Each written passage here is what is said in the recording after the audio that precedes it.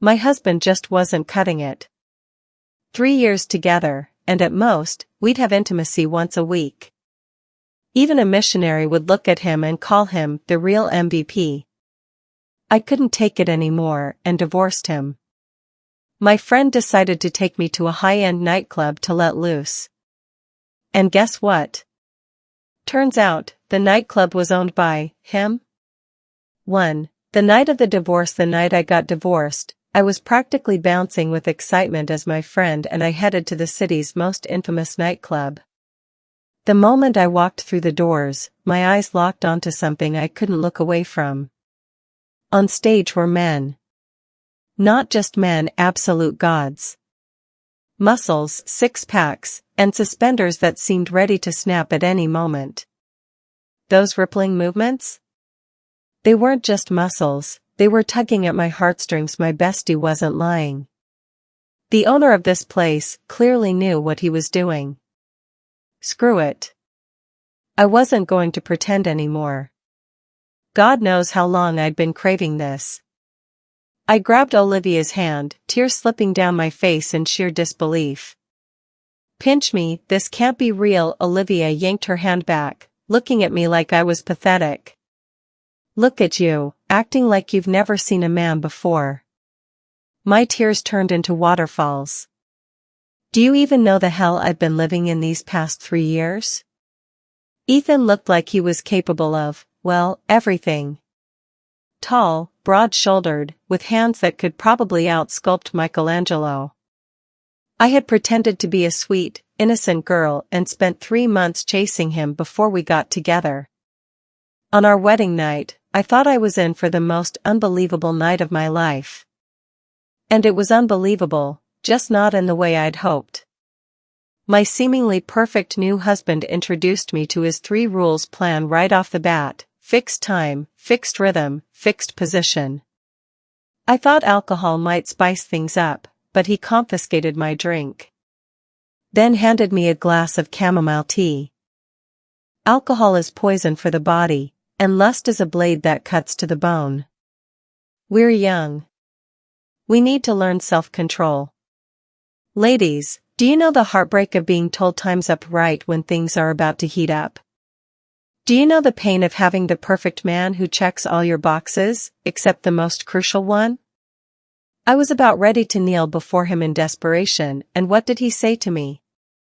Careful, the floor's cold. Don't want you catching a chill. I wasn't chilled. I was boiling. How long had I been celibate during my marriage to Ethan? As long as I'd been married to him. Is that any way for a human being to live? Argh, apparently, my tragic story was too much for Olivia to handle.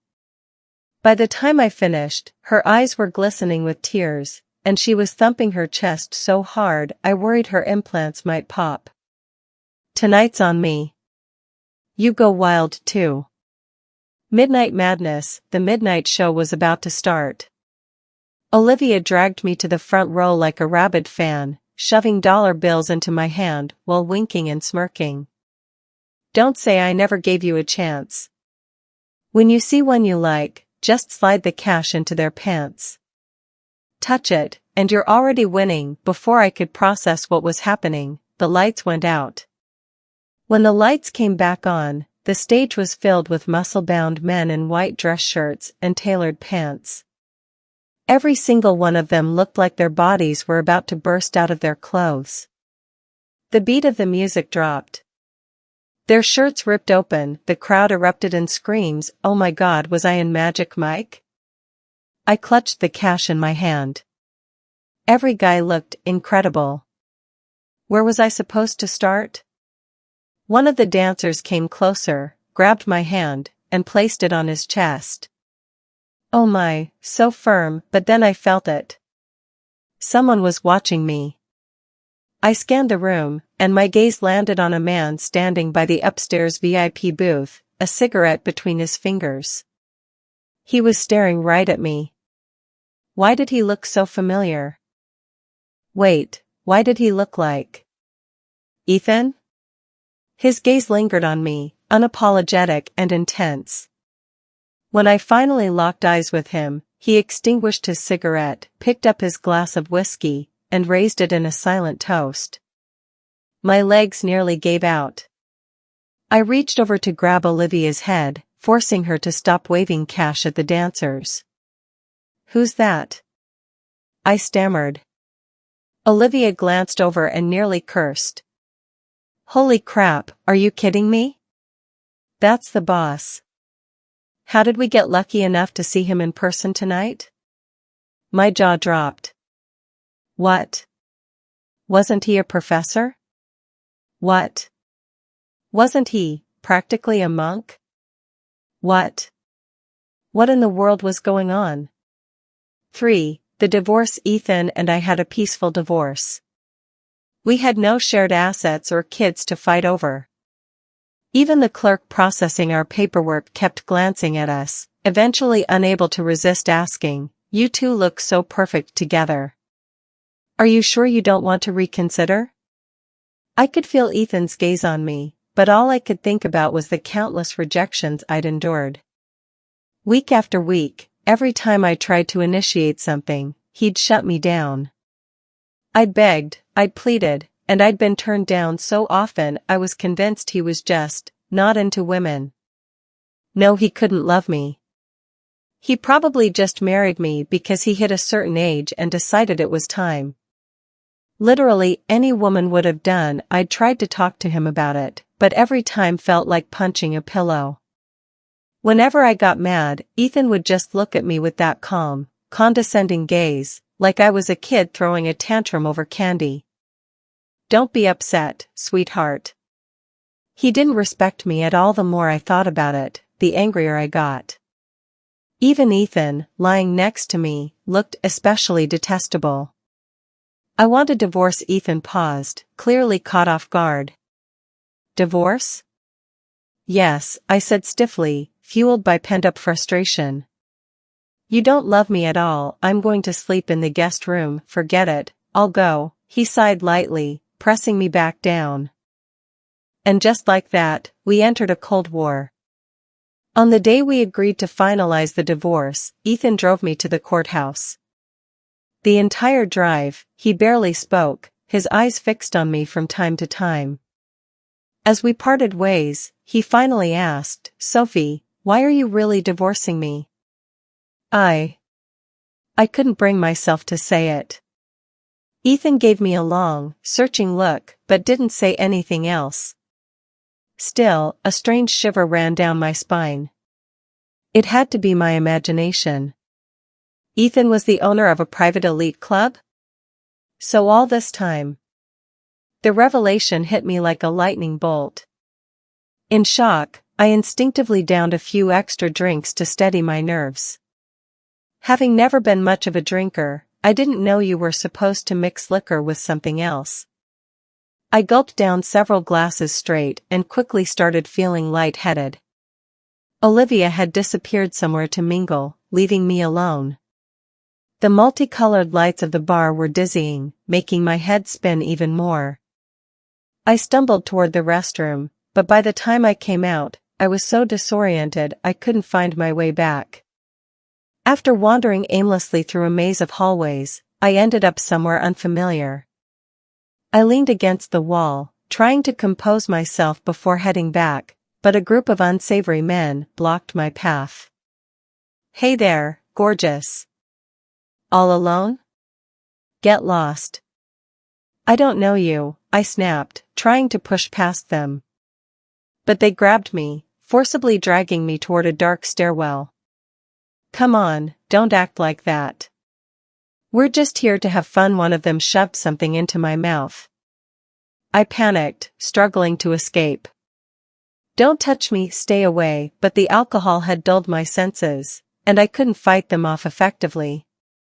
Worse still, an unfamiliar heat began surging through my body. What did they give me? As they tried to drag me away, I clawed at the wall so hard my nails bent and broke, but I didn't even feel the pain. "Help someone, please help me." Just as they were about to succeed, someone intervened. "Let her go." A strong arm pulled me into a protective embrace, and the familiar scent of his cologne instantly made me feel safe. My throat choked with emotion. "What took you so long?" He seemed momentarily stunned but sighed softly. "How much did you drink?" "They drugged me," I slurred, whining as I clung to him. Anger radiated from him like a firestorm. He must have brought backup, because the men scattered after a brief altercation. He scooped me up into his arms, and I felt like I was burning alive. "Help me," he sighed again. "Do you even know who I am?" My mind was too foggy to think straight. I stared at him blankly. Ethan. A punishing kiss landed on my lips, fierce and unrelenting. I even tasted blood. I heard him murmur, "Don't regret this." My fragmented memories were of his sweat dripping onto my nose, his deep, raspy voice, and his seemingly endless stamina. It was nothing like I remembered before. My rational thoughts had completely unraveled. What a beast! When I finally woke up, my entire body felt like it had been run over by a truck. I couldn't even lift a finger. "You're awake?" Ethan noticed my stirring and turned to look at me. "You didn't help me shower?" I felt sticky and uncomfortable. Ethan had always taken care of that for me before, so I frowned at him in confusion. "That's right," he replied nonchalantly. The room was hazy with cigarette smoke. He had never smoked in front of me before. Frowning, I couldn't help but ask, "You've changed." He took a drag from his cigarette, his voice low and gravelly. "I didn't have the heart to, before." "And now?" His long lashes shadowed his eyes, making it impossible to read his expression through the smoke. "Now, I do." I was jolted awake by a thunderous pounding at the door. The veins in my temples throbbed painfully as I instinctively reached out to nudge the person beside me. "Ethan, go answer it." But my hand grasped at empty sheets. The spot next to me was cold. I sat up in a daze, remembering only then that we were no longer married. Olivia barged in, glaring at me with a mixture of frustration and curiosity. Her gaze lingered on the marks on my neck, her expression becoming increasingly suggestive. "Not bad." "Spill it." "Spill what?" I tried to play dumb. She slammed her palm on the table, making me nearly jump out of my skin. "You scared the hell out of me last night. I came out of the pool and couldn't find you anywhere, then someone told me a pretty girl had been harassed and drugged. I nearly had a heart attack. I searched everywhere, only to see the hot club owner carrying you off in his arms." She contorted her face into a grimace, gesturing wildly. "So you just collapsed into his arms, all delicate-like? Were his pecs firm? Nice to touch? Huh?" I instinctively nodded. "Yes, firm. Nice to touch." Olivia shot up from her seat, practically ready to grab a knife and interrogate me. "What's going on between you two?" I stammered for a while, unable to form a coherent response, before meekly saying, "You're not going to believe this, but he's my husband. You know, the one I'd been married to for 3 years, the supposedly frigid one." I watched as my best friend's jaw slowly dropped to the ground. Smooth as silk. Who knew a human mouth could open that wide? Finally, this warrior goddess let out a booming yell. "So you're telling me your frigid husband is actually the owner of the most exclusive gentlemen's club in the city? And you divorced him because his reserved, missionary-style demeanor wasn't doing it for you? Wow, how refreshingly innocent and unpretentious of you. Seriously, you city folks are on a whole other level. Wait, so you're telling me you never knew what his job was?" Olivia's eyes widened in utter disbelief. "Come on now. You've been married for 3 years." I weakly fiddled with my fingers. "I didn't ask. I thought he was just an ordinary office worker." What kind of ordinary office worker wears a watch worth hundreds of thousands of dollars? Olivia screeched. I hung my head in shame. I didn't know how to recognize that. Be real, Olivia said, narrowing her eyes at me. How exactly did you manage to marry him? Was it just because of your face? Well, she wasn't wrong. From Olivia, I learned a completely different side of Ethan. The gentleman's club he owned was one of the most renowned luxury spots in the entire city. Lavish spending, extravagant entertainment, and most importantly a ridiculously good-looking owner. Olivia raised her eyebrows suggestively as she rattled off the club's daily revenue figures. I tried doing the math on my fingers for a while, but the sheer number of zeros was overwhelming. Turns out my ex-husband was rich. Filthy rich. Olivia lit a cigarette with a world-weary expression. Ethan doesn't show up often, but honestly, what other club owner in this city is both this gorgeous and capable of running such a high-end place? Do you even know how many women throw themselves at him? Noticing the way my lips began to pout, Olivia quickly changed her tone. But hey, don't worry about it. Ethan doesn't give them the time of day. I heard that after he got married, he rarely even visited the club anymore. And now I know it's because you snagged him, I deflated, nodding gloomily. So, how did you two even meet? Ethan wasn't the type to socialize.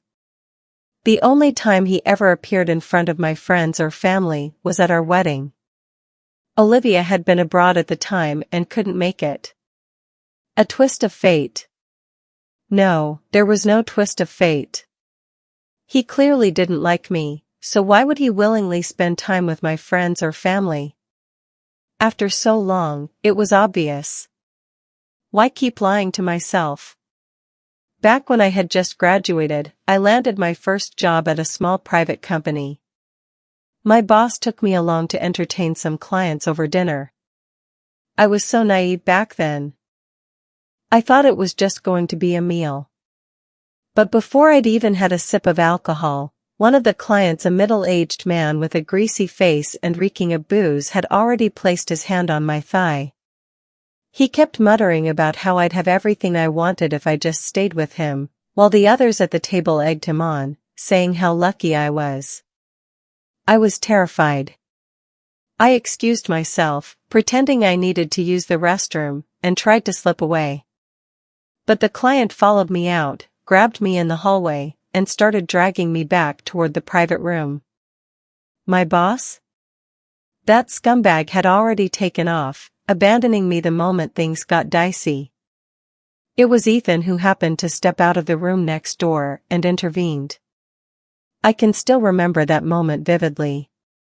Ethan pulled me away from the sleazy man's grip with one hand, positioning me behind him. Then, with a single, powerful kick, he sent the nearly 300-pound man flying. It was unbelievably cool. He turned back to me and asked softly, "Are you okay?" That was when I finally got a clear look at his face. In that instant, I was a goner. Olivia nodded along as I recounted the story, thoroughly agreeing. Yeah, that face of his is something else. Wait a second, she suddenly leapt to her feet. Why don't you just get him back? If you two had such great chemistry last night and there's no fundamental issue between you, just talk it out, it'll be fine. I stayed silent. After Olivia left, I sat alone in my apartment for a long time. It's not that simple. Olivia didn't know, this wasn't about what I wanted. The thing is, Ethan, he is someone he's been in love with for years. And now, she's back. I fell for Ethan at first sight, and when I pursued him, I gave it my all. But he's like a pot of lukewarm water that never boils, no matter how much heat I pour in. All I ever got in return was calmness. That dreadful, lifeless calmness. I read online that the way to a man's heart is through his stomach. I learned countless recipes, worked hard to figure out his preferences, and asked him what he liked. But he always just said, "Whatever you like is fine." Another thing I read online, if a man doesn't touch you, it's because he doesn't love you enough. I thought it was because I wasn't charming enough, so I swallowed my pride and bought every costume I could find on the market: cat ears, maid outfits, school uniforms, Lolita dresses, party girl looks. I tried them all. Several times, I could clearly see desire flicker in his eyes. But in the end, let's not even mention that. Ethan understood everything. With just a crook of his finger, he could leave me hanging in anticipation. Yet he would always urge me to practice restraint, his tone gentle but dismissive. It was just like the countless times he had told me, "Be good, don't be difficult," brushing me off like an adult pacifying a child begging for candy. I thought he was naturally gentle and aloof, treating everyone the same way. Until one day, I accidentally stumbled upon his Instagram account. He only followed one person. Only liked her posts. Only commented on her photos. And then, he told her this: "I'm getting married, but my heart will always be with you." The date? It was the same day we got married. Oh. So it turns out he still had plenty of passion in him. It just wasn't for me. Ever since that day, Olivia has been urging me to take the initiative and make peace with Ethan. After all, to outsiders, this whole situation looks like it's entirely my fault. I admit it. After 3 years together, I still have feelings for him. That night, he didn't seem to dislike me, right? So I decided to give it one last shot. Don't judge me, this is my final attempt. I swear I won't try again. If it fails, if I'm lying, I'm no better than a dog. So tonight, when Olivia and I arrived at the Black Horse Club, I dressed to the nines, making sure every strand of hair was perfectly in place. "You look stunning," Olivia gushed. If he doesn't fall to his knees the moment he sees you, he's not a real man. Buoyed by her compliments, I marched upstairs with confidence. Unfortunately, I didn't even make it to the door before I was stopped. "Miss, do you have an appointment?" asked a tall, sharp-suited server. It was then I realized that the Black Horse Club had strict divisions between its office area and public lounge. In other words, if Ethan hadn't personally come to fetch me that night, I'd never have been able to get upstairs in the first place. I hesitated before biting the bullet. "I'm Ethan's wife." The tall server, clearly experienced with such claims, remained perfectly polite as he replied, "Please wait a moment while I confirm with Mr. Ethan." Then I overheard him whispering to a colleague, another one claiming to be Mr. Ethan's wife. "The third one today, right? Good looks really are powerful." Ever since Mr. Ethan started coming here more often, our revenue has nearly doubled. Several clients have even been asking how many champagne towers it would take to get the boss to join them for a drink. Where were all these shameless women coming from? "He's my husband, mine." I was fuming. Before long, the server returned, looking slightly flustered. "Miss, Mr. Ethan is unavailable at the moment." There was a faint trace of pity in his expression. "I really need to see him." Stunned by the rejection, I instinctively reached for my phone to call Ethan. But as the ringtone began to sound, I heard another phone ringing in sync coming from behind a door just a few feet away. I froze as a stunningly glamorous woman emerged from Ethan's room, his phone casually in her hand. The server's gaze grew even more sympathetic. "Mr. Ethan has a guest tonight," he said softly. "I've already told you he's busy. You should head home." But I knew the truth. The moment I saw that woman's face, it felt like someone had dumped an icy bucket of water over me in the dead of winter. I'd seen her before in the list of accounts Ethan followed on Instagram. No wonder Ethan had agreed to the divorce so readily. The woman was back. She was breathtaking, radiating a beauty so dazzling it made me feel like a clumsy, ugly duckling in comparison. My self-esteem shrank to the size of a pebble, and I instinctively lowered my head. And then I saw her answer Ethan's phone. "Hello? Who is this?" For a fleeting second, I tried to deceive myself, thinking maybe it was just a coincidence, the same phone model, perhaps. But now it was undeniable. Reality hit me like a freight train, and I couldn't hold back my tears. I spun around and fled. As I ran, I blocked Ethan's number. When I called Olivia, I immediately broke down, sobbing uncontrollably as I cursed, "Ethan, that bastard, it's barely been any time since we divorced, and he's already back with his Bella." On the other end of the line, Olivia sounded utterly shocked. "What? Are you serious? Where are you?" "I'm coming to find you." I could vaguely hear Ethan's voice behind me, so I quickened my pace. I didn't want him to see me all dressed up like this. I didn't want him to think I had gone to such lengths just for him. "Ethan, you had a call earlier," the woman said behind me. "Who was it?" Ethan's voice was gentle. "I don't know. They didn't speak." "Sorry," I answered because I thought it might be important. She replied sweetly.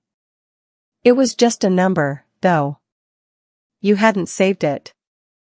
"Oh, then it's probably no one important." He had deleted my number, hadn't he? In that moment, a chill ran down my spine, raising goosebumps across my skin. My heart felt like it was being squeezed in a vice, the pain so sharp I could hardly breathe. When Olivia came downstairs, I was squatting by her car, crying my eyes out.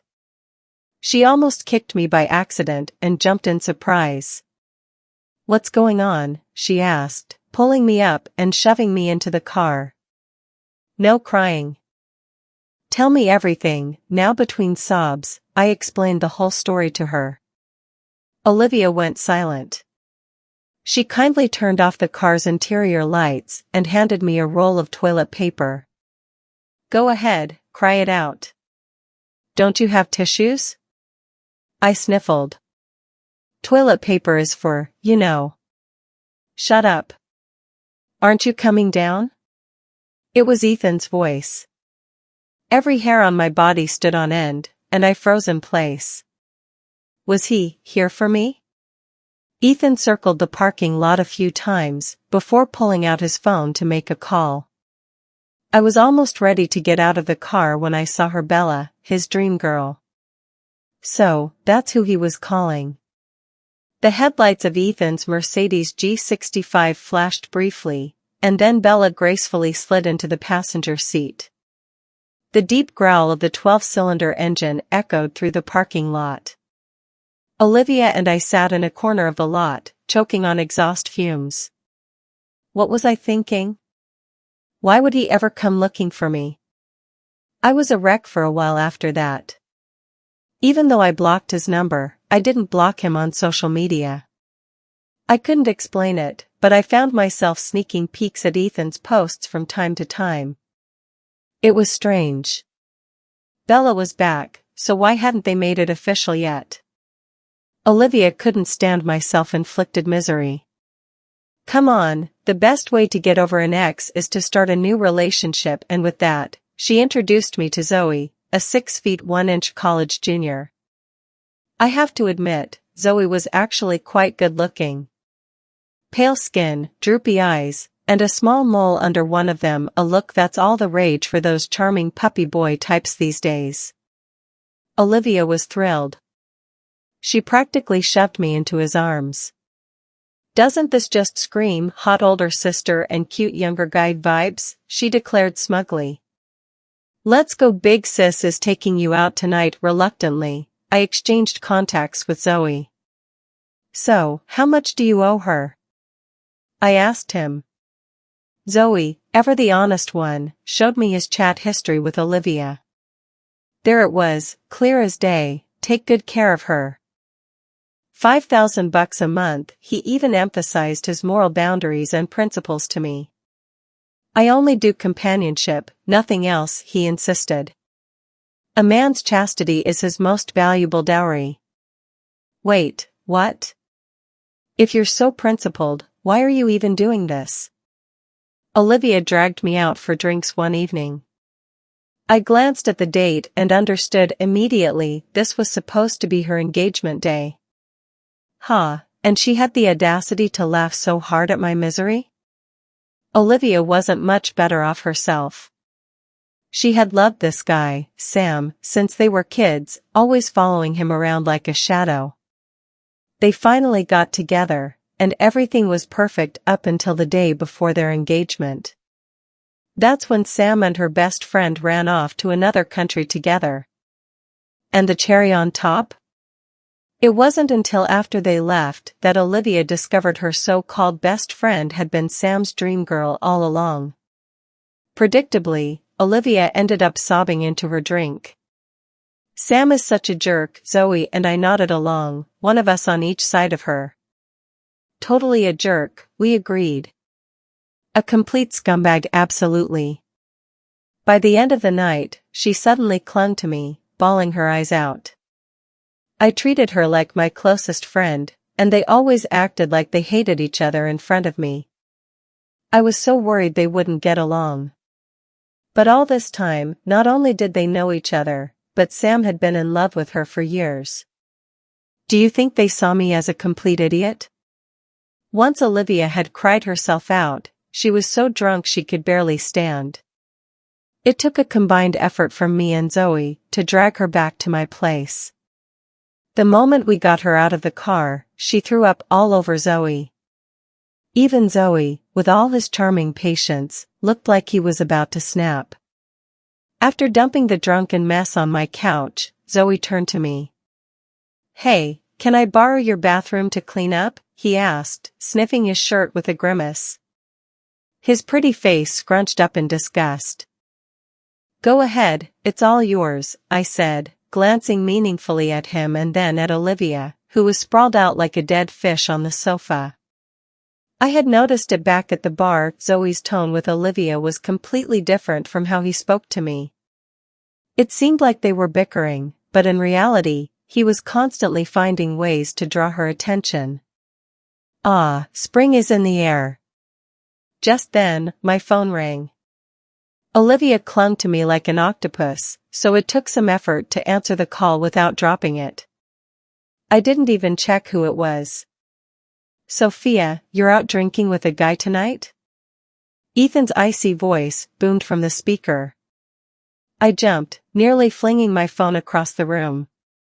And, of course, just at that moment, Zoe poked his head out of the bathroom. His damp face was flushed from the steam, making him look annoyingly fresh and delectable. "Hey, where's the towel?" he asked.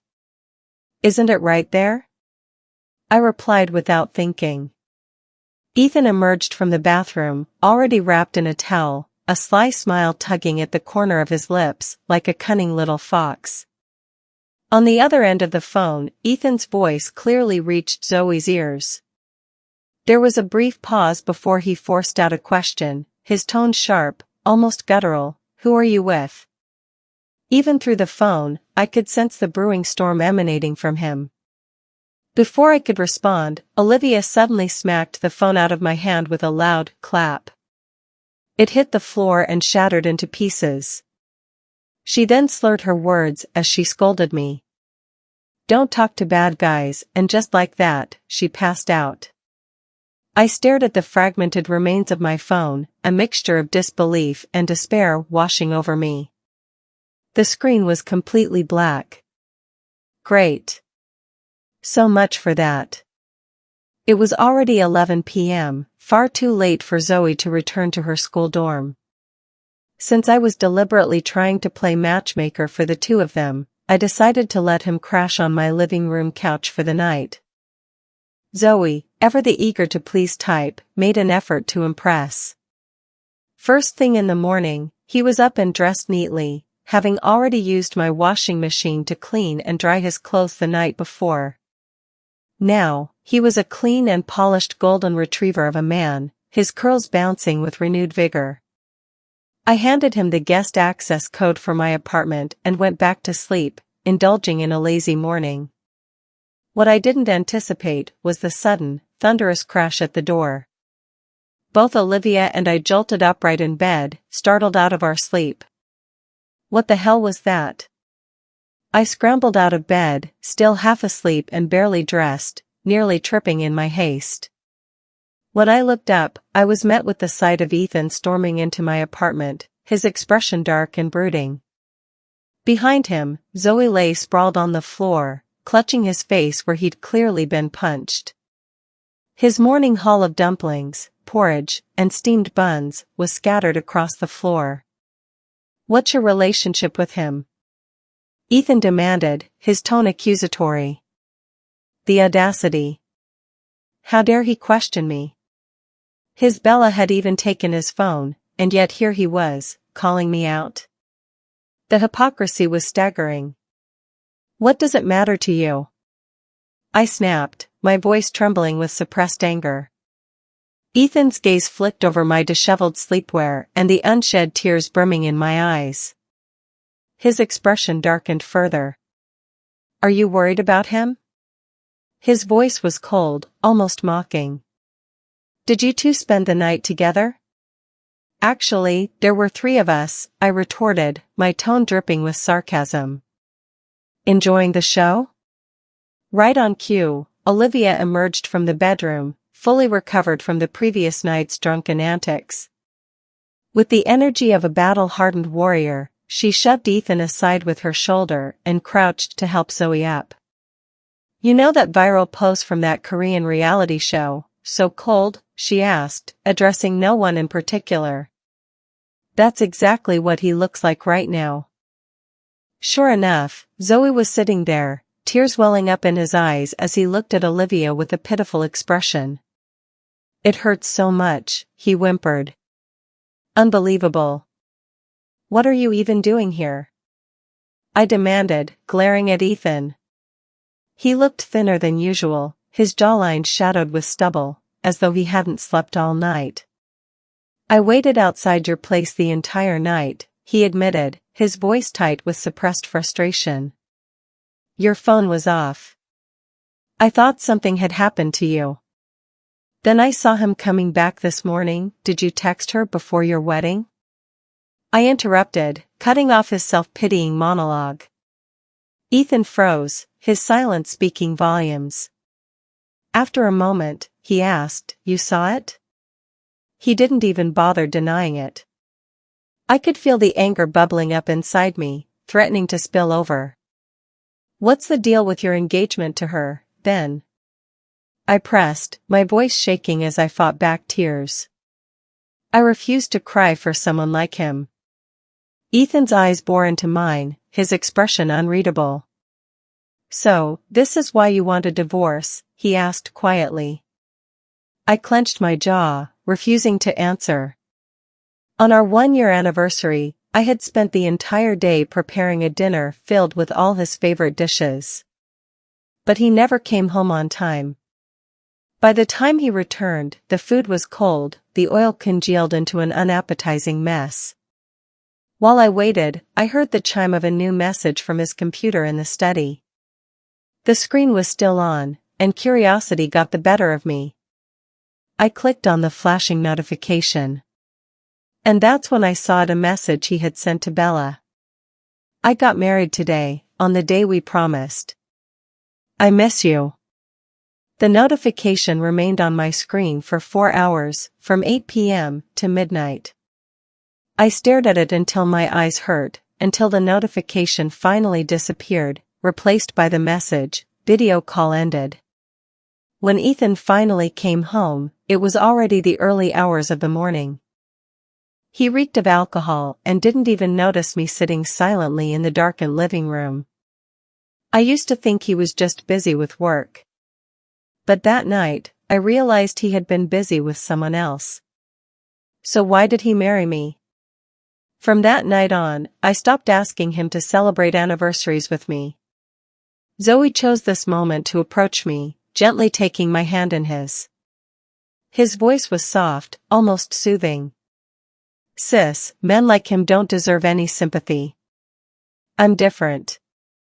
Ethan's face darkened at his words. For a moment, I worried he might actually hit Zoe. I quickly stepped in front of him, shielding the younger man from harm. Ethan worked out religiously, lifting weights at least an hour a day.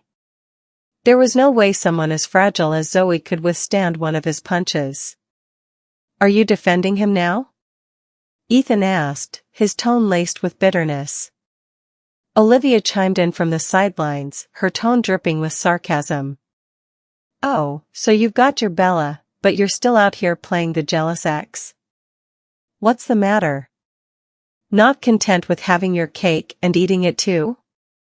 You've already moved on, she added pointedly. Why are you even here? I turned my head away, unwilling to look at him any longer.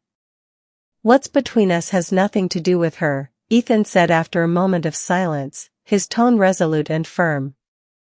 A surge of anger erupted from my chest. Without thinking, I grabbed a bottle of red wine from the table and hurled it at him with all my might. The bottle struck him, shattering upon impact. Crimson liquid spilled everywhere, and shards of glass scattered across the floor.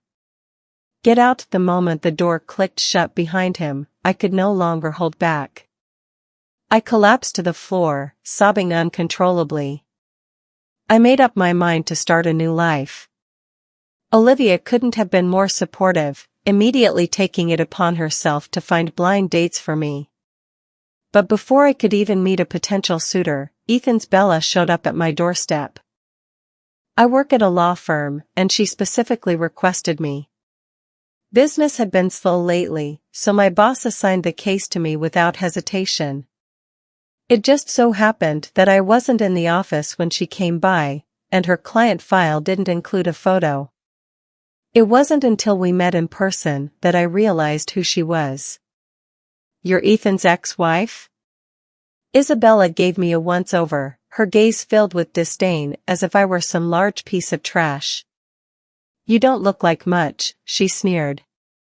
Tell me, how did you manage to seduce him? The way she tossed a check onto the table was both condescending and arrogant. Here's $1 million. Divorce him. He's mine. It felt as if someone had slapped me hard across the face. Ethan's parting words, yes, now I'm willing to let go, still echoed in my ears. Bella was back. Of course he was willing to let go. But hadn't Ethan told her that we were already divorced? Miss Isabella, I said with a smirk, Ethan and I are legally married. On what grounds are you questioning me? If you want to marry him, go talk to Ethan. What's wrong? He won't marry you? Her face turned beet red. She suddenly stood up, grabbed a cup of coffee, and splashed it all over me. I grew up with Ethan, she screamed, and he promised to marry me as soon as I returned to the States. But you must have seduced him, you wretched woman, you tramp. I was stunned, drenched in coffee. What the hell? Is this woman mentally unstable? These days, everyone loves free drama. The commotion had drawn the attention of everyone around us. I even noticed a few people pulling out their phones to record the scene. This was bad. In our line of work, reputation is everything. If word got out that I'd been accused of being a homewrecker by a client, my career would be over. I was Ethan's rightful wife. You're the shameless intruder trying to take what isn't yours. Before she could respond, a sudden wave of nausea overwhelmed me. I doubled over and vomited all over her pristine Chanel suit. Her face turned a deep green as she stared at the mess clinging to her expensive outfit. She let out an ear-piercing scream, grabbed a nearby steak knife, and lunged at me. You wretched woman, you did that on purpose. I stumbled back, barely managing to grab her arm in self-defense. At that moment, Ethan appeared out of nowhere. He seized my wrist, placing himself between me and Isabella, creating a safe distance. Sophia, what are you trying to do? I was so furious, tears welled up in my eyes. Look carefully, she was the one trying to hit me, Ethan, Isabella whimpered, clutching the lapels of his suit as her eyes brimmed with tears. I just wanted to meet her, but she hit me and threw up on me. Watching Ethan comfort her with a tenderness he had never shown me felt like having my heart plunged into a vat of vinegar, sour and bitter. Let's go, he said, taking her hand. Don't stoop to her level. Without sparing me another glance, Ethan led Isabella away. But as she turned to look back, she flashed me a venomous smile and mouthed 5 words, "Die, you wretched woman." Her gaze was as malicious as a serpent's, sending chills down my spine. I stared at the 2 lines on the pregnancy test, my grip so tight I nearly bored holes into the stick. I was pregnant. Now, of all times. When Ethan and I got married, the doctor had told me that my uterine lining was too thin, making pregnancy unlikely. At the time, Ethan had said it didn't matter, he didn't mind. I had mistakenly thought he'd said that because he loved me. I'd been so touched. But now I realized he probably never wanted my child to begin with. I called Olivia, who was as straightforward as ever. If you want to keep it, then keep it. Sure, Ethan's character is trash, but his genes aren't bad. Do you know how expensive sperm banks are these days? Finding a donor you actually like isn't easy. Don't worry about raising the child. If there's one thing I have, it's money. She was about to say more when I suddenly heard Zoe's pitiful voice in the background. Olivia, it's so cold. And just like that, Olivia abandoned our conversation to fuss over him. I'd been to her place before. It had a state-of-the-art digital thermostat. What on earth was there to fuss over? Cold, my foot, nothing could be colder than my heart. Several times during my prenatal checkups, I felt like someone was following me. But whenever I turned around, I never saw anything suspicious. I chalked it up to pregnancy hormones, making me overly sensitive. Today was another checkup day. Traffic was horrendous, so I decided to take a shortcut through a secluded alley. Unexpectedly, a van suddenly sped out of the intersection, slamming directly toward my car just as disaster seemed inevitable. A motorcycle swerved in out of nowhere, positioning itself in front of my car. 2 violent crashes later, everything went black, and I lost consciousness completely. When I finally came to, I found myself lying on the cold, hard floor of an abandoned warehouse. The ground beneath me was unforgiving, and I struggled to sit up. Instinctively, I touched my abdomen. It felt sore, but there was no sign of bleeding. The baby seemed to be okay. To my shock, there was someone else lying on the ground nearby. When I finally got a good look at his face, I froze in horror. Ethan? How could he be here?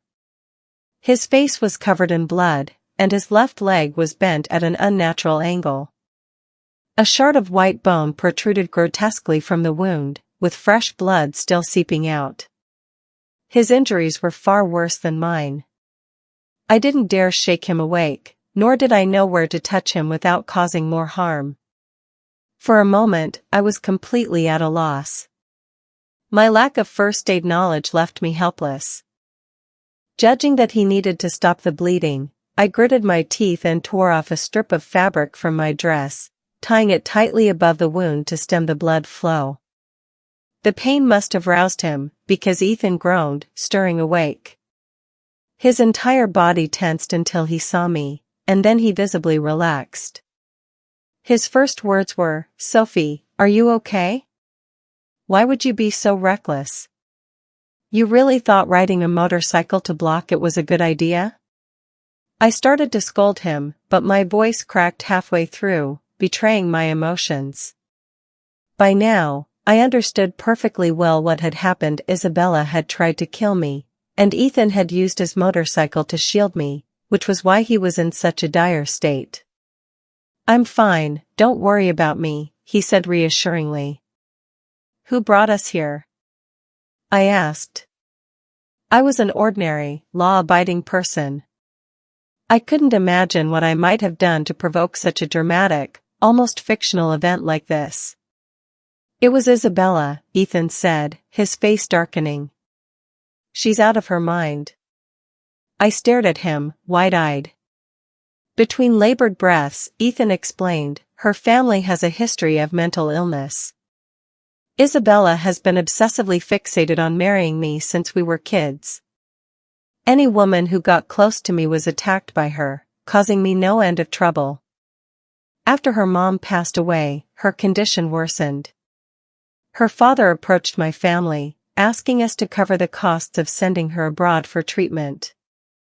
He promised she'd never return. But her manic episodes are severe. If she can't contact me, she becomes violently aggressive. Her doctors overseas suggested stabilizing her by having me cooperate with her treatment. In other words, I had to pretend to be her boyfriend. I never thought she'd create a fake social media account, infiltrate my circles, and track you down. His voice was filled with regret. I remembered your number. That day, when I didn't see you in the parking garage, I panicked and left to avoid her noticing you. Then, when I called you, I heard a man's voice on the other end of the line. I waited outside your house all night. This is all my fault, he said, his voice softening. Can you forgive me? I wasn't about to let him off the hook so easily. And what about our wedding anniversary? Wasn't that date your choice? Ethan sighed. I came up with so many excuses, but none of them would have convinced you. To keep her from finding out about you, I didn't even dare video call her from home. I always found a public place to avoid suspicion, but she still grew suspicious. When I found out she'd escaped from the psychiatric hospital, you'd just asked me for a divorce. I thought I could stall for time until she was caught and you were safe. But I never expected her to come after you. His blood dripped onto my face, salty and warm. Stop talking, I said, unable to hold back my tears any longer. You're going to be a mom, and you're still this much of a crybaby? Ethan chuckled softly, though the movement seemed to aggravate his abdominal injury, sending him into a fit of coughing. How do you know that? I asked, stunned. I knew from the first time you went to the hospital, he said, his gaze tender, as if I were the most precious thing in the world. Don't worry. I have a tracking device on me. I already called the police earlier. Ethan's words reassured me somewhat, but just then, the door creaked open. Instinctively, I looked up, and the scene before me nearly made me scream in terror. Isabella stood there, her white dress stained with blood. One of her arms was covered in abrasions, and in her hand she held a sharp, boning knife. Her expression was eerily blank as she walked toward us. You promised to marry me, she said flatly. But you lied. Her lips twisted into a smile that was both bloody and grotesque. Do you know how my dad died? She asked suddenly. He couldn't stand my mom's illness. He cheated on her, found another woman, and tried to send me abroad to die. But I came back. Her voice dropped to a whisper, as if afraid of waking something. Money is amazing, isn't it? I paid someone to crash into you too. But why didn't you die? Her eyes suddenly snapped to me, pupils shrinking into dark pinpoints. Her expression was as chilling as it was deranged. That woman is carrying my dad's illegitimate child too. I cut it out of her stomach. It was soft and still moving. The one in your stomach, does it move too? I instinctively stepped back, horrified, and Ethan immediately positioned himself in front of me. Don't you dare touch her. If you have a problem, come at me instead. Isabella's composure shattered in an instant. She screamed hysterically, her voice piercing the air. Why are you defending her? Why are you, just like my dad, so easily bewitched by these outside women? kill her, and you'll be mine. We can leave the country together." Suddenly, she raised the kitchen knife in her hand high above her head and swung it down toward me. Blood splattered everywhere. Ethan, unable to react quickly enough, shielded me with his arm, taking the blow meant for me. Isabella tried to strike again, but the knife lodged in his bone, and she couldn't pull it out. Die, she screamed over and over, her mental state clearly unhinged. Ethan, summoning all his strength, grabbed her arm and yelled at me, "Run." Blood was everywhere. Just as the situation reached its breaking point, the police burst through the door. Isabella was subdued, still screaming maniacally. Ethan collapsed in a pool of blood. I screamed and begged the officers, "Please save him, I'm begging you, save him." The moment the officer reached out to check his pulse felt like the longest in my life. Finally, the officer nodded, "He's not dead." I didn't let out the breath I was holding until Ethan was on the stretcher, being carried to the ambulance. Only then did my trembling body finally give out, and I collapsed to the ground. When Ethan and I stood in front of the city clerk's office again, 3 months had passed. 100 days to recover from such grave injuries. Ethan, with his broken arm and leg, had healed just enough to walk on his own. The very first thing he did was propose to me again. Well, he couldn't afford to wait much longer. After all, it was getting harder to hide my growing belly. As for Isabella, the reason for her mental breakdown was initially her father's affair. When his mistress flaunted her presence, Isabella's mother couldn't handle the stress and committed suicide. Afterward, her father took Isabella abroad and admitted her to a rehabilitation center, only to secretly continue his relationship with the mistress. Isabella's condition had stabilized, but the mistress's pregnancy pushed her over the edge again. She escaped from the hospital, and the first thing she did was kill her father and the mistress, cutting their child out of her stomach. Then, she came back here to settle the score with me. Now, though, she's been institutionalized in a psychiatric facility. With a history of severe violence, she'll never be released. After Ethan and I left the city clerk's office with our marriage certificate, I overheard Olivia yelling at Zoe, "Are you a dog?" Zoe chuckled softly and rested her chin in her hand. I couldn't help but feel like the bewildered old man meme, "You people are into some really weird stuff." Then, Ethan placed his tie in my hand and gestured for me to pull it. Confused, I gave it a gentle tug. He let out a soft woof. "Darling, can you take me home now?" Without hesitation, I handed him a piece of paper. Sign this. Ethan took one look at the first clause and smirked meaningfully. The first clause read, "No whining." The second clause, "No days off." He leaned down and kissed me tenderly. "I used to be worried about you. Now whatever you say goes." 3 years later, I was like a scholar drained of all his energy by a seductive fox spirit, crying and begging to tear up our unfair agreement. But Ethan, the cunning fox, dragged me back into the house, closed the door, and whispered, "Too late."